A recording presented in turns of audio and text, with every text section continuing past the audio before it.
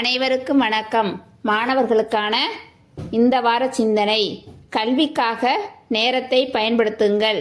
சென்று கொண்டிருப்பவர்கள் நேரத்தை வென்று கொண்டிருக்கிறார்கள். நின்று கொண்டிருப்பவர்களை நேரம் தின்று கொண்டிருக்கிறது.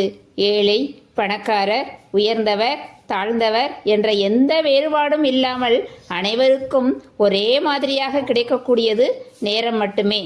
அந்த நேரத்தை பயன்படுத்துவது நம் கைகளில்தான் இருக்கிறது. இந்தியர்களாகிய நாம் கடிகாரத்தில் நேரத்தை மட்டும் பார்க்கிறோம்.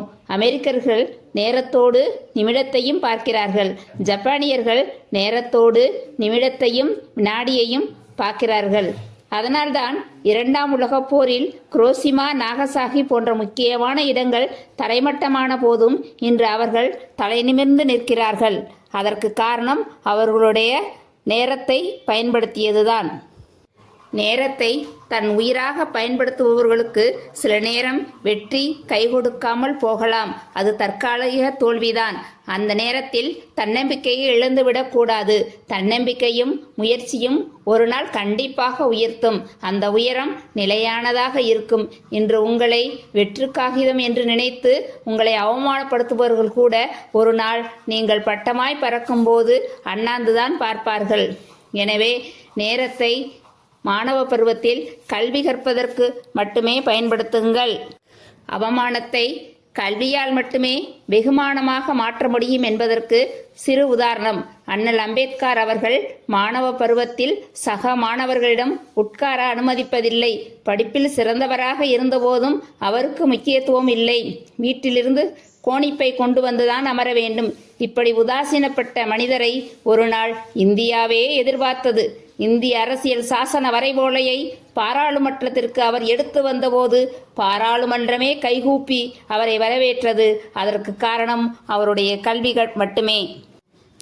படிக்காமல் இருப்பதை விட பிறக்காமல் இருப்பதே மேல் என்கிறார் பிளாட்டோ. மூளையை நாம் பயன்படுத்தாமல் விட்டால் மழுங்கி போய்விடும். தூக்கு மேடைக்கு செல்லும் வரை படித்தார் பகத்சிங். படிக்கையறை கூட படிப்பகத்திற்கு பக்கத்தில் வேண்டும் என்றார் அண்ணல் அம்பேத்கர். படித்து கொண்டிருந்த புத்தகத்தை முடிப்பதற்காக அறுவை சிகிச்சையை அடுத்த நாட்களுக்கு மாற்றி வைத்தார் பேரறிஞர் அண்ணா அவர்கள். இன்றைய நிலை எப்படி இருந்தாலும் கல்வி மட்டுமே உங்கள் நிலையை மாற்றக்கூடிய ஆயுதம். ஒவ்வொரு நொடியும் முக்கியம். ஒவ்வொரு மதிப்பெண்ணும் முக்கியம். ஒரு மதிப்பெண்ணால் பல பேரின் வாழ்க்கை கேள்விக்குறியாகி இருக்கிறது.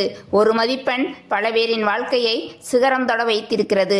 நதி எப்போதும் உற்பத்தியான இடத்திற்கு திரும்புவதில்லை. அதுபோல் கடந்து போன நிமிடங்கள் ஒருபோதும் திரும்புவதில்லை. சாதனையாளர்கள் எல்லாமே நேரத்திற்கு முக்கியத்துவம் தந்தவர்களே.